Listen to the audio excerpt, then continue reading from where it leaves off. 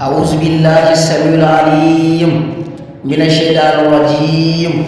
بسم الله الرحمن الرحيم، والصلاة والسلام على سيدنا ونبينا ومولانا محمد صلى الله عليه وسلم.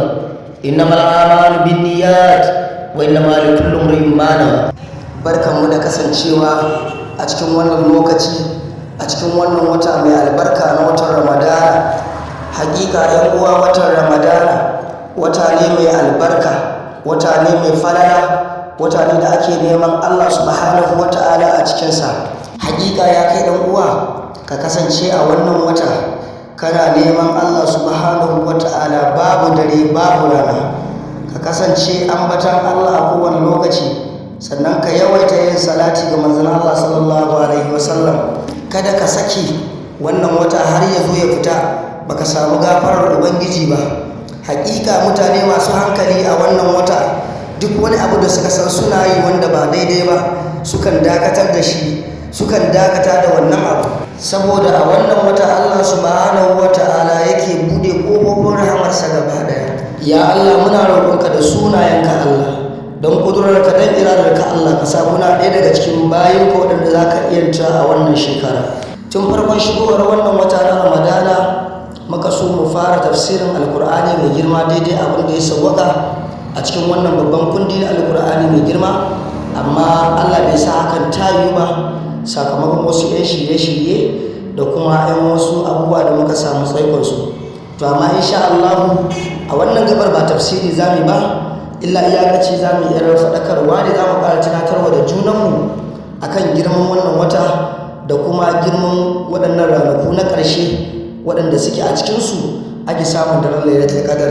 Saboda haka ne Allah subhanahu wata'ala ya wajabta mana wannan ibada mai girma mai kuma daɗi mai ɗauke da falala, wato azumin watan Ramadana.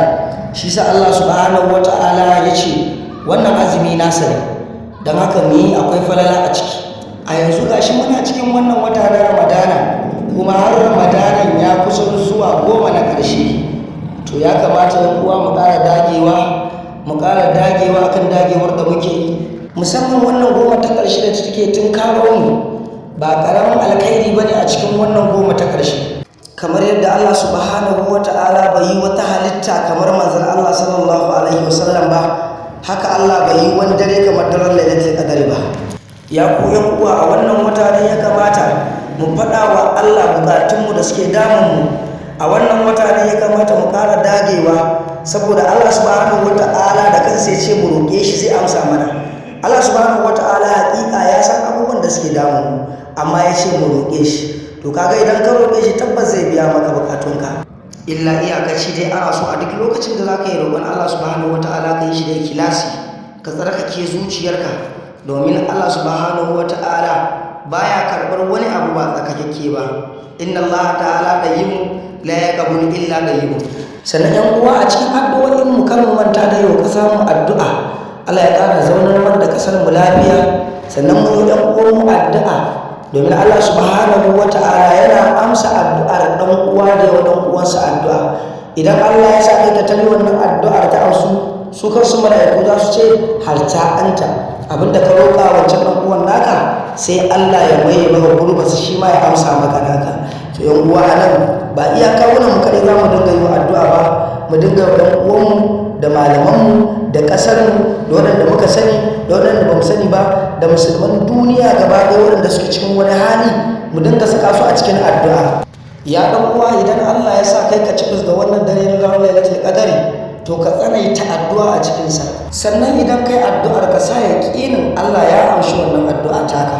Sannan a zaman addu'a da muka yi, kada mu manta da yi wa Allah bambadanci da fadanci da ƙasƙantar da kai a gaban Allah subhanahu wata'ala, da yin amfani da kalmomi tsarkaka kamar irin su la ilaha illa anta subhanaka inni kuntu minaz zalimin, irin su ya hayyu ya qayyum bi rahmatika astaghisu asli li sha'ani kullahu wa la takilni ila nafsi darfata aynin, irin su ya giyasul mustaghithina agisini. Sannan mu yawaita yin istighfari, irin su astaghfirullah lazim allazi la ilaha illa huwa al-hayyul qayyum wa atubu ilayhi. Sannan yan uwa, duk rantsi, duk wuya, duk nisan zamani, duk shagala, kada mu manta da salatin manzon Allah, domin salatin manzon Allah mabuɗi ne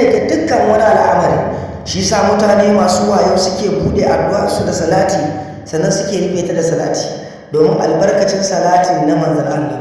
Sannan ne uwa kada mu yarda da duk wani wanda zai ce mana haramun ne mu istigasa da manzon Allah, ma'ana mu ce Allah ya yi mana abu dan manzon Allah. Kada mu yarda da waɗanda suke faɗar wannan magana, kada mu biye musu, mu ce Allah ya mana dan manzon Allah domin Allah dan manzon Allah yake yi mana. Allahumma inni atawajjahu ilayka bi nabiyyina Muhammadin sallallahu alaihi wa sallam nabiyyar rahmati. Ya Muhammad inni atawajjahu bika ila rabbi fa yaqdi hajati. Aqulu qawli hadha wa astaghfirullah li wa lakum. Alhamdulillah.